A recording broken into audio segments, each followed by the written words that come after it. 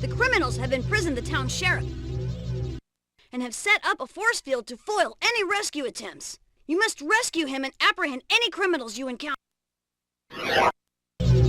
So when I played this game years ago, the first level didn't give me many expectations, you know, especially not high ones. But this level, this second level, I thought actually kind of kicked ass.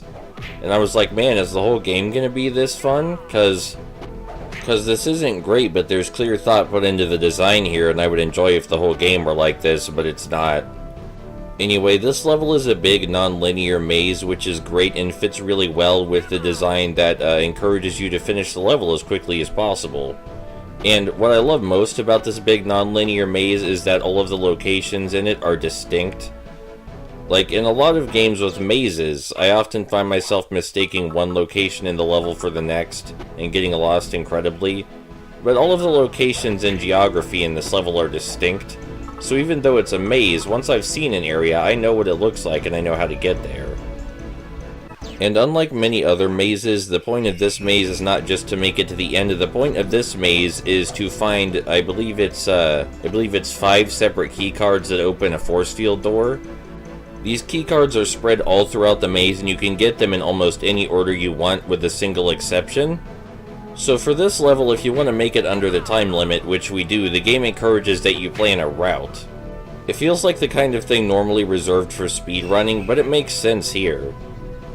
The game is basically about speedrunning anyway, so creating a non-linear level where you have to plan a route just fits perfectly. And it's fun to plan the route. The level isn't too big, but just big enough that it's not overly simple.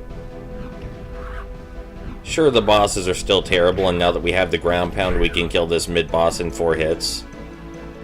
But this level isn't good because of the combat or the platforming or anything like that. It's good because of the level layout and the way it encourages you to plan the most efficient route possible between all the key cards. That is, if you want to make it under the time limit, which we do. And this level certainly impressed me when I played this game years ago. It's a little bit less impressive now, sure, but I still think it's well designed. And it was actually kind of soul-crushing to figure out the rest of the game wasn't like this, that all the other levels were incredibly linear, and even the ones that didn't seem linear actually were linear. They were just putting up a front. If all the levels were designed as well as this one, then the whole game would have been good, and I wouldn't feel so bad about calling this the best 3D Power Rangers game.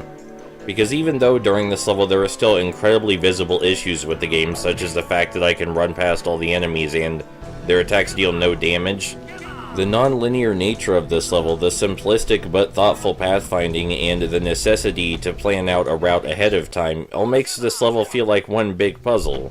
Makes me use my brain, makes me appreciate it. I wish the whole game were this good. So now that we've put down the force field after collecting all the key cards in the order that I personally found to be most efficient, we need to come over here and knock down this carriage. I said knock down this carriage.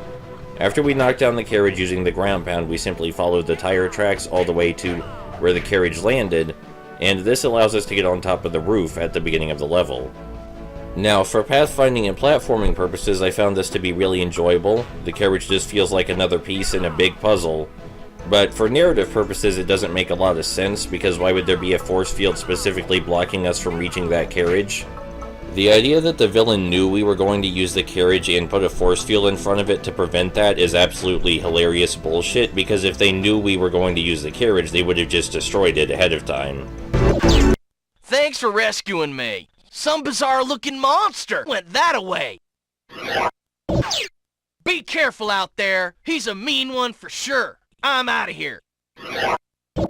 So when I played this game years ago, I thought Stormwing was a really basic but fun boss that made use of the attack you just got, you know, the Ground Slam. Not only does the Ground Slam deal really good damage, but after a short period of time, Stormwing teleports to the plateau back there, where you have to use the Ground Slam to knock rocks down on him. This means that instead of spamming the Ground Slam, you had to use it more strategically. Sure, this strategy is very simple, as there are only 3 places he'll stand, but it was still better, you know? Unfortunately, he has a tendency to glitch out and only teleport back there when he has 1 hit left.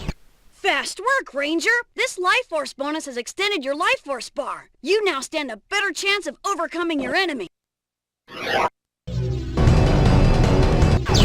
Look out, Ranger! The criminal is mutated!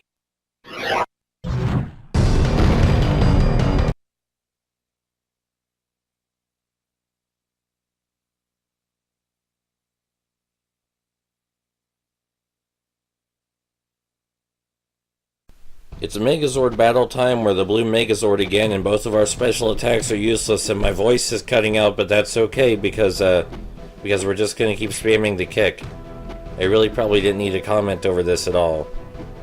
But look, that's what this boss fight deserves, okay? The first half of this boss fight deserved to have my loogies in it.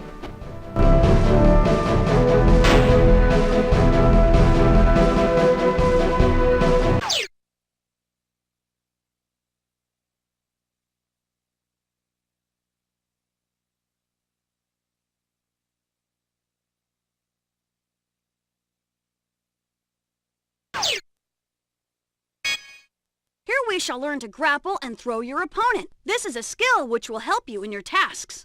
To grapple and throw the Cyclobot, walk up to him and press and hold the triangle button.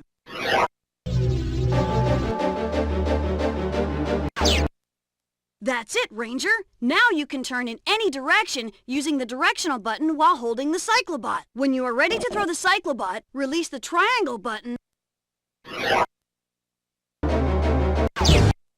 Excellent. You'll be able to use this move on most of the enemies you encounter. In the time zones, you may find objects that can be pushed to aid you in your progress. Here is a special crate that can be pushed. To push it, stand next to it and press the X button or circle button.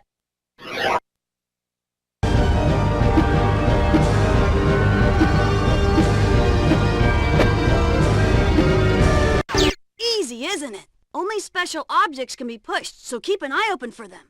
Usually, they can only be pushed once. Also, you may only be able to push them in one direction.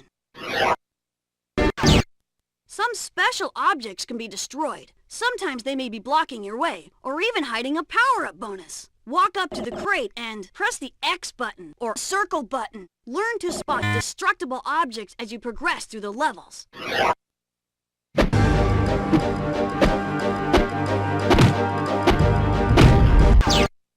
Great going, Ranger! Look out for these destructible objects in the time zones.